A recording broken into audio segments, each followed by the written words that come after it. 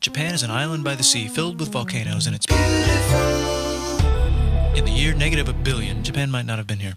In the year -40,000, it was here, and you could walk to it, and some people walked to it.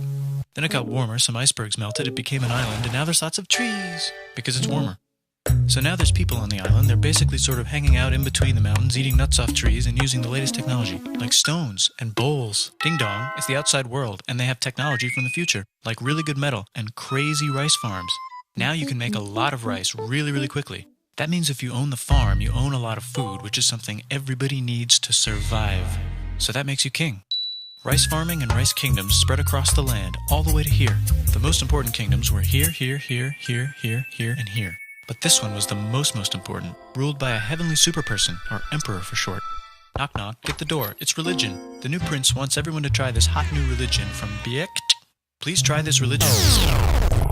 No, said everybody. Try it, he said. No, said everybody again, quieter this time. And so the religion was put into place, and all the rules that came with it.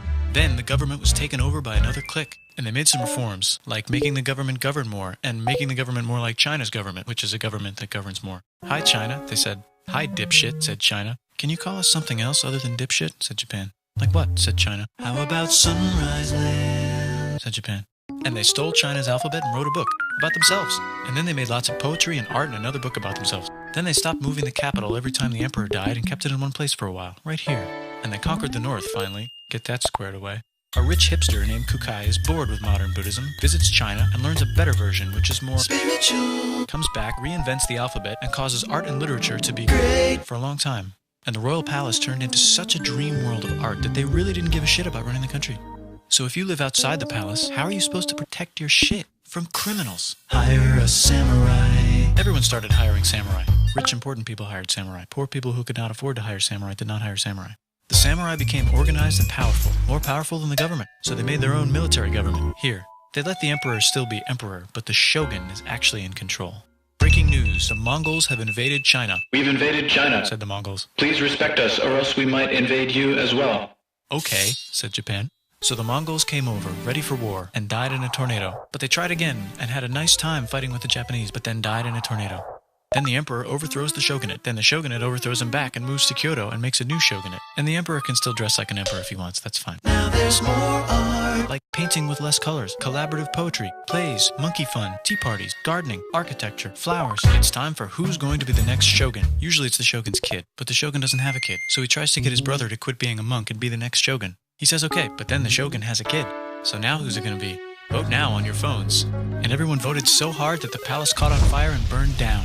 The shogun actually didn't care. He was off somewhere doing poetry. And the whole country broke into pieces. Everyone is fighting with each other for local power, and it's anybody's game. Knock knock, it's Europe. No, they're not here to take over. They just want to sell some shit, like clocks, and guns, and Jesus. So that's cool, but everyone's still fighting each other for control, now with guns. And wouldn't it be nice to control the capital, which right now is puppets, with no one controlling them? This clan is ready to make a run for it, but first they have to trample this smaller clan, which is in the way. Surprise, the smaller clan wins, and the leader of that clan steals the idea of invading the capital and invades the capital. And it goes very well. He's about halfway through conquering Japan when someone who works for him kills him, and then someone else who works for him kills them, and that guy finishes conquering Japan. And then he confiscated everybody's swords, and made some rules. And now I'm going to invade Korea, and then hopefully China, he said, and failed, and also died. But before he died, he told these 5 guys to take care of his 5-year-old son until he's old enough to be the next ruler of Japan. And the 5 guys said, yeah, right, it's not going to be this kid, it's going to be one of us, because we're grown-ups. And it's probably going to be this guy, who happens to be way more rich and powerful than the others. A lot of people support him, but a lot of people support not supporting him. They have a fight, and he wins, and starts a new government, right here. And he still lets the emperor dress like an emperor, and have very nice things. But don't get confused, this is the new government, and they are very strict. So strict they closed the country. No one can leave, and no one can come in. Except for the Dutch, if they want to buy and sell shit, but they have to do it right here.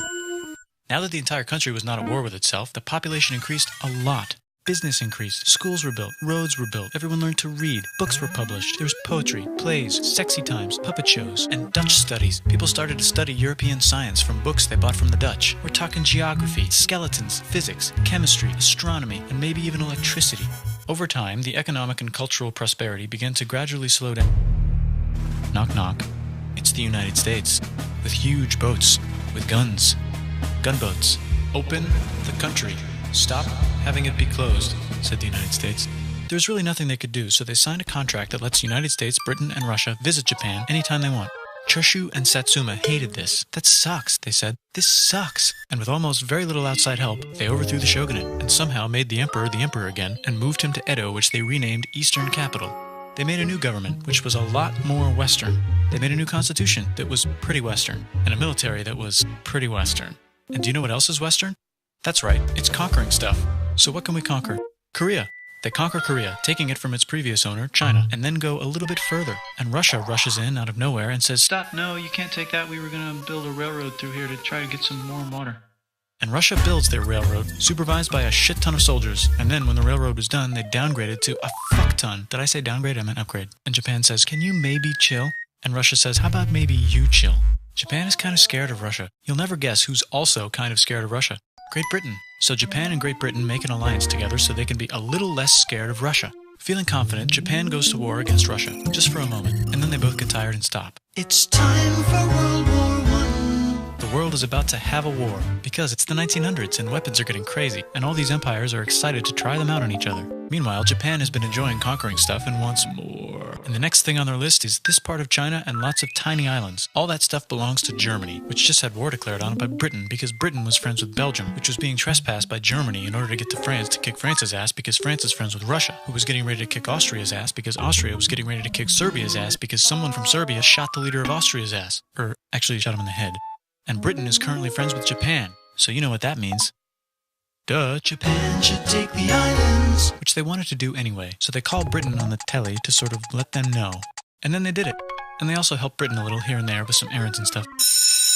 Now the war is over, and congratulations, Japan, you technically fought in the war, which means you get to sit at the negotiating table with the big dudes, where they decided who owns what. And yes, Japan gets to keep all that shit they stole from Germany. You also get to join the post-war mega alliance, the League of Nations, whose mission statement is to try not to take over the world. The Great Depression is bad, and Japan's economy is now crappy, but the military is doing just fine, and it invades Manchuria. And the League of Nations is like, "No, don't do that. If you're in the League of Nations, you're not supposed to take over the world." And Japan said, "How about I do anyway?" And Japan invaded more and more and more and more of China, and was planning to invade the entire East. You've got mail. It's from Germany, the new leader of Germany. He has a cool mustache, and he's trying to take over the world and needs friends. This also got forwarded to Italy. They all decided to be friends because they had so much in common. It's time for World War II. Germany is invading the neighbors. Then they invade the neighbors' neighbors. Then the neighbors' neighbors' neighbors, who happened to be Britain, said, "Holy shit." And the United States started helping Britain because they are good friends, and started not helping Japan because they're friends and our friends are not friends. Plus they're planning on invading.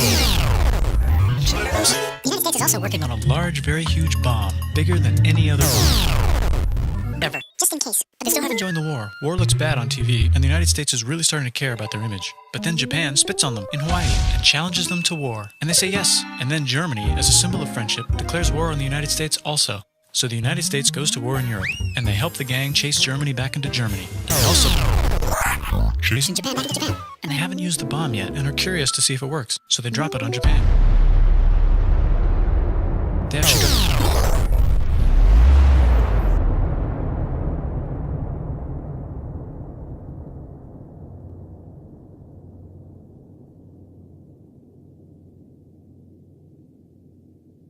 The United States installed a new government, inspired by the United States government, with just the right ingredients for a post-war economic miracle. And Japan starts making TVs, VCRs, automobiles, and camcorders as fast as they can, and also better than everybody else. They get rich, and the economy goes wild, and then the miracle wears off. But everything's still pretty cool, I guess. Bye.